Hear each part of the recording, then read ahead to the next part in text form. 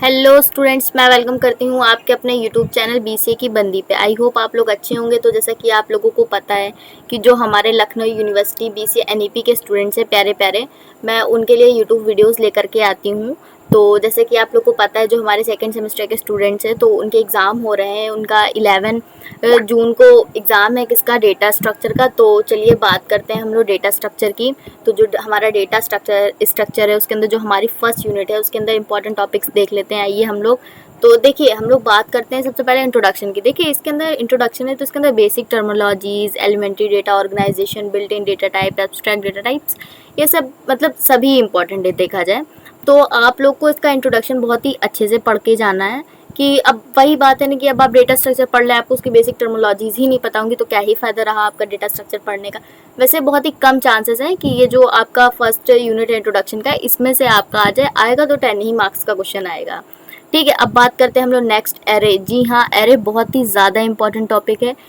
आप प्रोग्रामिंग कर रहे हैं या आप डेवलपमेंट की फील्ड में हैं तो आपके लिए एरे अपने आप ही इंपॉर्टेंट हो जाता है। वो चाहे कोई सा भी सब्जेक्ट हो या कुछ भी हो, उसके अंदर एरे इंपॉर्टेंट है तो है। एरे आपको पढ़ के जाना है तो जाना है। ठीक है, इसके अंदर मल्टी डायमेंशनल एरे ज़रूर देख लीजिएगा, उससे क्वेश्चन ज़रूर बनता है।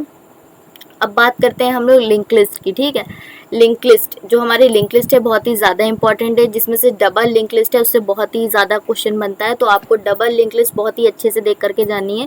और साथ ही इन दोनों के बीच में जो डिफरेंस होता है उसको देख लीजिएगा, क्योंकि कई बार एग्जामिनर ये भी पूछ लेता है कि जो सिंगल लिंक लिस्ट होती है और डबल लिंक लिस्ट होती है उसके बीच का डिफरेंस, तो आपको वो ज़रूर पढ़ के जाना है। तो डबल लिंक लिस्ट को बहुत ही अच्छे से देख लीजिएगा और सिंगल लिंक लिस्ट भी देख लीजिएगा, क्योंकि इसमें से डिफरेंस पूछ लेता है। ठीक है, अब बात करते हैं हम लोग सेकेंड यूनिट की। सेकेंड यूनिट क्या है हमारा, स्टैक। जी हाँ, स्टैक के अंदर जो सबसे ज़्यादा इंपॉर्टेंट टॉपिक है वो हमारा क्या है, पुश और पॉप। जी हाँ, पुश और पॉप आपको ज़रूर पढ़ के जाना है, बहुत ही इंपॉर्टेंट टॉपिक है। और इसके अंदर आपका applications of array, prefix and postfix expressions, ये सब आपको ज़रूर पढ़ के जाना है, बहुत ही ज़्यादा इंपॉर्टेंट टॉपिक है। अब बात करते हैं नेक्स्ट इंपॉर्टेंट टॉपिक की, वो हमारा क्या है, क्यू। क्यू के अंदर आपको सारे ही बेसिक ऑपरेशंस पढ़ के जाने हैं, बहुत ही इंपॉर्टेंट है। और इसके अंदर आप लोगों को सर्कुलर क्यों तो ज़रूर पढ़ के जाना है, बहुत ही ज़्यादा इंपॉर्टेंट है। ये जो मैं बता रही हूँ आप लोग हल्के में मत लीजिएगा, बहुत ज़्यादा इससे क्वेश्चन फंसने वाले हैं। अब बात करते हैं हम लोग थर्ड यूनिट की। थर्ड यूनिट क्या है हमारा, ट्री। जी हाँ, ट्री हमारा एक बहुत ही ज़्यादा अपने आप में इंपॉर्टेंट टॉपिक है। तो जो इसके अंदर हमारा ट्री है, देखिए बेसिक टर्मिनोलॉजीज तो आपको हर एक चीज़ की आनी चाहिए डेटा स्ट्रक्चर के अंदर, क्योंकि भाई आप पढ़ रहे हैं फिर क्या ही फ़ायदा आपका पढ़ने का। तो इसके अंदर जो हमारा नेक्स्ट इंपॉर्टेंट टॉपिक है वो क्या है हमारा, बाइनरी ट्री। जी हाँ, बाइनरी ट्री बहुत ही अपने आप में ज़्यादा इंपॉर्टेंट टॉपिक है।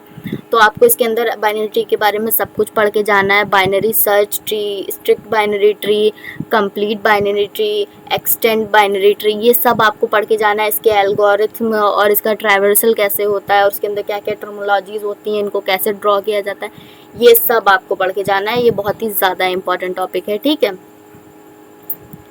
अब बात करते हैं इसके अंदर हम लोग सर्चिंग की। और हाँ, इसके अंदर जो बेसिक ऑपरेशंस नहीं होते, जैसे कि उसके अंदर एलिमेंट कैसे इंसर्ट होता है या डिलीट कैसे होता है, तो आपको ट्री के बारे में सब कुछ पढ़ के जाना है। आप लोग ये मान के चलिए। ठीक है, ट्री आपको पूरा ही पढ़ के जाना है, बहुत ही ज़्यादा इंपॉर्टेंट है। ठीक है, अब बात करते हैं हम लोग सर्चिंग की। सर्चिंग के अंदर देख लेते हैं क्या इंपॉर्टेंट है। सर्चिंग के अंदर भी देखिए ज़्यादा कुछ बहुत ज़्यादा नहीं है, तो इसके अंदर ये आपकी पूरी ही यूनिट इंपॉर्टेंट है, तो आपको ये ज़रूर पढ़ के जानी है। अब बात करते हैं फिफ्थ यूनिट की। फिफ्थ यूनिट के अंदर जो बहुत ही ज़्यादा इंपॉर्टेंट टॉपिक है वो हमारा क्या है, ग्राफ। ग्राफ के अंदर क्या है, ग्राफिकल रिप्रेजेंटेशन कैसे होता है, इसकी मैट्रिसेस, इसकी लिस्ट, इसका ट्राइवर्सल कैसे होता है।